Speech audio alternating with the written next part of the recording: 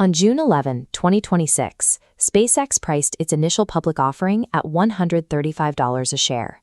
When the opening bell rang on the Nasdaq the next morning, the math of global wealth broke. Musk's net worth violently shattered the $1 trillion threshold. Let's put that number into perspective. If you spent $1 million every single day, it would take you more than 2,700 years to exhaust $1 trillion. Look at this chart of the 5 wealthiest individuals on Earth. Here are the fortunes of Bezos, Page, Brin, and Ellison. And here is Elon Musk. Stack the wealth of those 4 titans, and Musk still towers over their combined total. His single fortune now equals roughly 4% of the entire United States gross domestic product. For over a century, John D. Rockefeller stood as the benchmark for peak financial accumulation. At the height of his oil monopoly in 1913, his fortune represented about 3% of the U.S. economy. That record has now fallen. A fortune of this magnitude stops functioning like personal money. It behaves like a sovereign state. It is capital with the leverage to rewrite national public policy and dictate global infrastructure. To understand how this happened, we have to look at this area chart comparing corporate revenues. This massive block represents Meta, which brought in over $200 billion in 2025. Down here is SpaceX, generating a comparatively tiny $18.67 billion. By actual revenue, SpaceX is 10 times smaller. But watch what happens when we look at market valuation. At its IPO, SpaceX priced at $1.77 trillion, completely swallowing Meta's market cap. Financial analysts refer to this specific market anomaly as the Elon premium. It is an influx of capital driven entirely by retail investor conviction and future narrative, rather than traditional spreadsheet fundamentals. Because modern financial systems treat these highly inflated share prices as premium collateral, founders can borrow billions against their stock. They secure massive, immediate spending power without ever selling a share. The modern stock market has effectively become a machine that mints sovereign-level leverage for one individual, completely detached from the physical constraints of the real-world economy.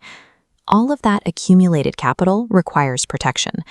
According to IRS records obtained by ProPublica, Elon Musk paid $0 in federal income taxes in 2018.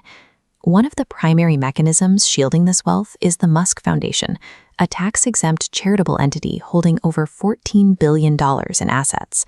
In recent years, this foundation has fallen short of the legal minimum 5% payout rate required to maintain tax-exempt status. Instead of wide-scale distribution, much of the money circles back into self-serving projects, like allocating $2 billion of Tesla stock to create a private STEM school in Texas. When the director of the UN World Food Program drafted a detailed plan showing how $6 billion could feed 42 million people, Musk publicly challenged the math. He didn't fund the UN plan. He quietly donated nearly $6 billion worth of his own stock directly into his own tax-exempt foundation. At these heights, mega philanthropy largely ceases to be public charity. It operates as a legally protected shield designed to hoard capital and preserve systemic influence. Once capital is hoarded and shielded, it can be deployed aggressively. Thanks to the Citizens United Supreme Court ruling, ultra-wealthy individuals can legally channel unlimited funds into political campaigns. During the 2024 election cycle, Musk utilized this system to its absolute limits, funneling over $290 million into super PACs to sway the outcome. That investment yielded immediate returns. Operating through the newly formed Department of Government Efficiency, Musk was given the authority to slash federal agencies and make catastrophic cuts to foreign aid programs like USAID. He is now dictating massive cuts to government oversight, while SpaceX simultaneously holds $20 billion in active federal contracts with that exact same government. The shield becomes a weapon. Trillion-dollar wealth is actively being used to subvert and dismantle the only democratic institutions left that have the legal authority to regulate it. In 1911, the United States government possessed the absolute authority to shatter Standard Oil into pieces. The state was undeniably more powerful than the monopoly. Today, that power dynamic is inverted. The federal government now relies almost entirely on Musk's private rockets for domestic orbital payloads.